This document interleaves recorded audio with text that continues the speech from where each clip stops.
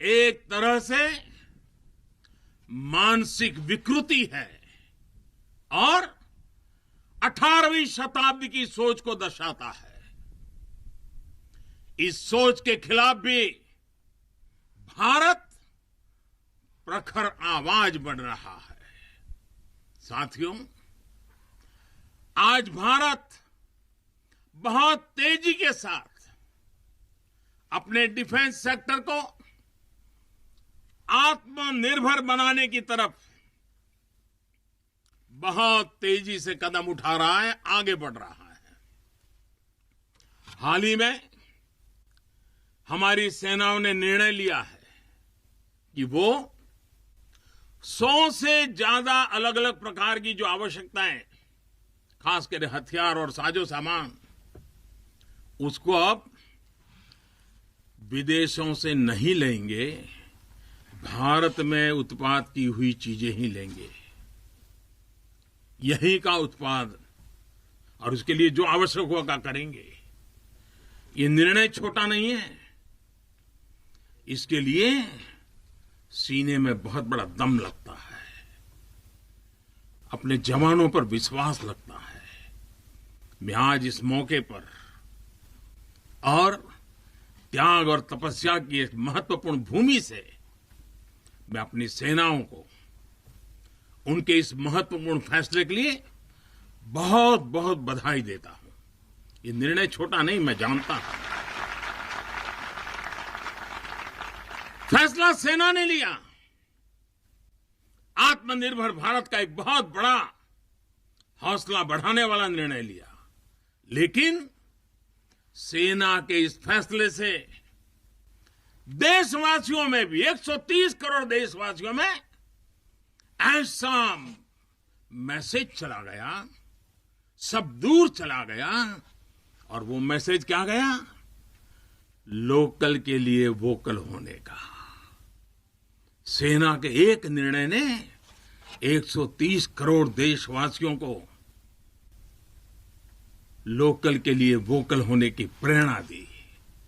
मैं आज देश के नौजवानों से, देश की सेनाओं से, सुरक्षा बलों से, पैरामेडिकल फोर्सेस से एक के बाद एक इस प्रकार निर्णयों के अनुकूल भारत में भी मेरे देश के युवा ऐसी ऐसी चीजों का निर्माण करेंगे, ऐसी ऐसी चीजें बना करके लाएंगे। हमारे सेना के जवानों की, हमारे सुरक्षा बल के जवानों की ताकत भी बढ़ेगी। हाल के दिनों में अनेक स्टार्टअप्स सेनाओं की जरूरतों को पूरा करने के लिए आगे आए हैं। डिफेंस सेक्टर में नौजवानों के नए स्टार्टअप्स देश को आत्मनिर्भरता के मामले में और तेजी से आगे ले जाएंगे। साथियों, रक्षा क्षेत्र में आत्मनिर्भर भारत देश के बढ़ते हुए सामर्थ्य का लक्ष्य है।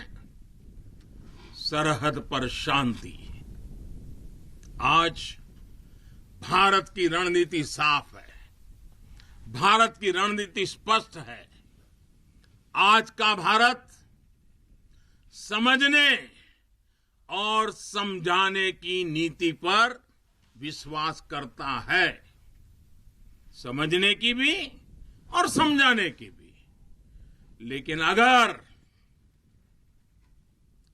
अगर हमें आजमाने की कोशिश की,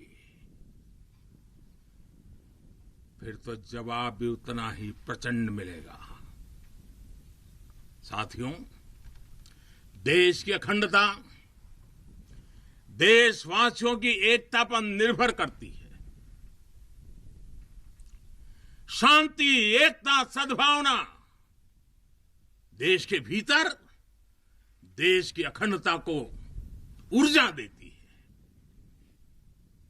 सीमा की सुरक्षा सुरक्षा बलों की शक्ति के साथ जुड़ी है।